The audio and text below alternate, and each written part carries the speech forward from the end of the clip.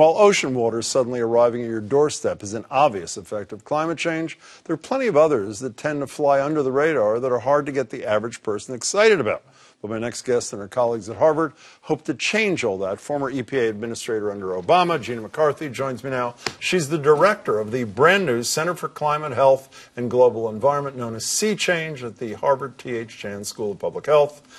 Congratulations. Thanks, Jim. Before we get to that, I know you haven't read the study. Do you agree? I mean, the basic thing they seem to be saying in the study, it's going to take decades. It's going to take $7 to $12 billion. We can't wait. We need smaller fixes now to protect our city. Do you subscribe to that notion? I think that's often the case. I think the challenge with going big right out of the gate is that you're not building momentum. You're spending a lot of money. There's uncertainties there.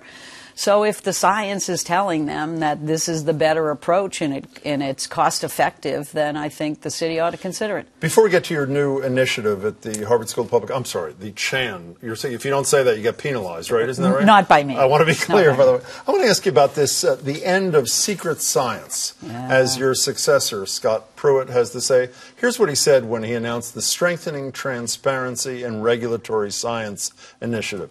The era of secret science at EPA is coming to an end. The ability to test, authenticate, and reproduce scientific findings is vital for the integrity of the rulemaking process. Americans deserve to assess the legitimacy of the science underpinning EPA decisions that may impact their lives. Basically saying the underlying data for all scientific studies by EPA for air and water must be publicly available. To a layperson, that sounds terrific. Great. I hate secrets. Sounds great. That's transparency. Yeah. Why am I wrong? Or why is he wrong? Well, first of all, the science that he's talking about is science that was done well. It's done by peer review. We've relied on it on decades. It's not that it's not transparent, but what they're talking about is providing information so that they can have personal information on folks that have agreed to participate in studies. Based on the promise of confidentiality. Exactly. Well, I don't know about you, but I worked for government for a long time. I have a lot of people who have access to my personal information. So it's not, you know, this is not about transparency or lack of transparency.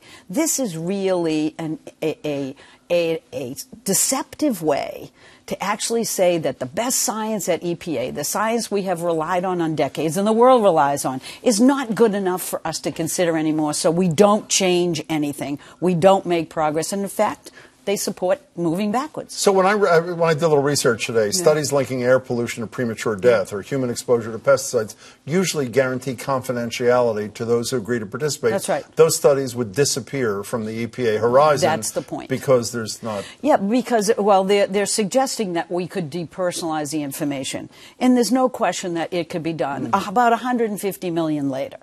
We just don't have an ability to do what they're suggesting. But we all want transparency. That's really not the question. It's just that they don't want to look at the best science. They've decided what the answers are, and it's inconvenient for them to actually consider the best science available. So at 1 o'clock today, you unveiled the Sea Change deal. A great fanfare, from what I understand. What's the deal? What's the mission? That was really fun.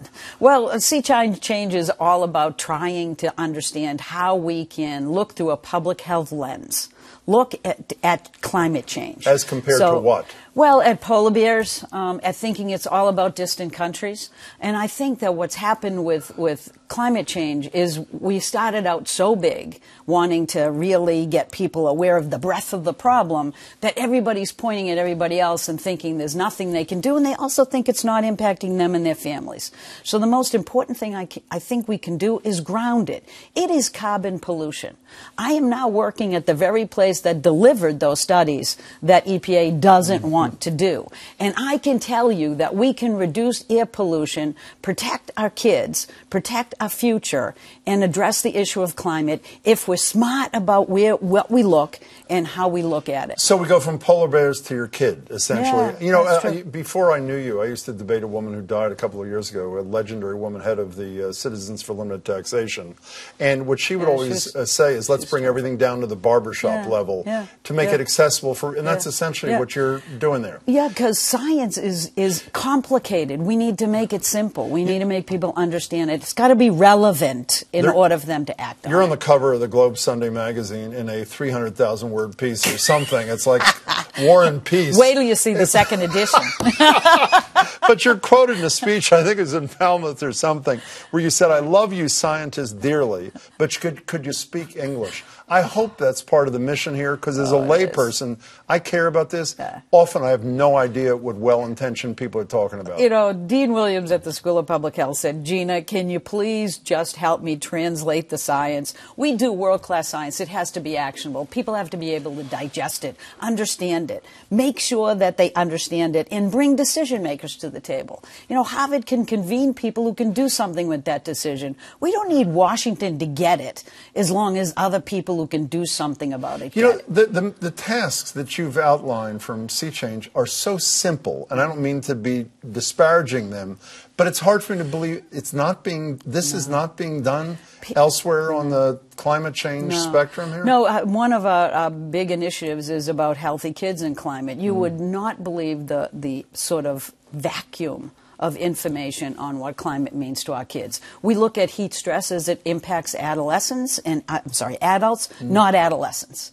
So we have to go back to really looking at the data, understanding how we can talk to people about things that matter to them, stop them from being afraid of climate change so that they can begin to act on it together. There's also a class issue. thing, right? I mean, it's more the province of the elite than it is of working class America. Is that not, I don't mean the impact, but I mean the embrace. Is that a fair statement? I think so. Because I think many communities believe that both what they do doesn't matter, they don't have a voice in decisions.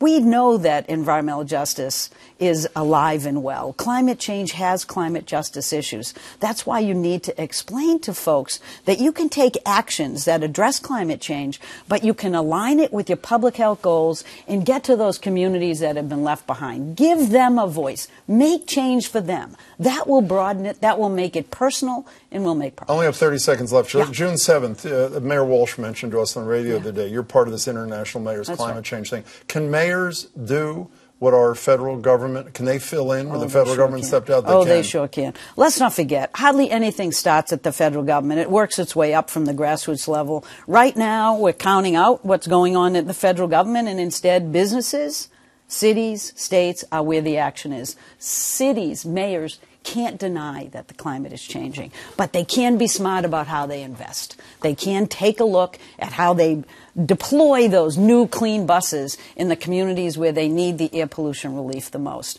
We can save lives today while we invest in our future together. That's what it's all about. With the new group, really Thanks. appreciate it. McCarthy. If you'd like to learn more about the new Sea Change program at the Harvard School of Public Health, the Chen Harvard School of Public Health, visit them online at hsph.harvard.edu.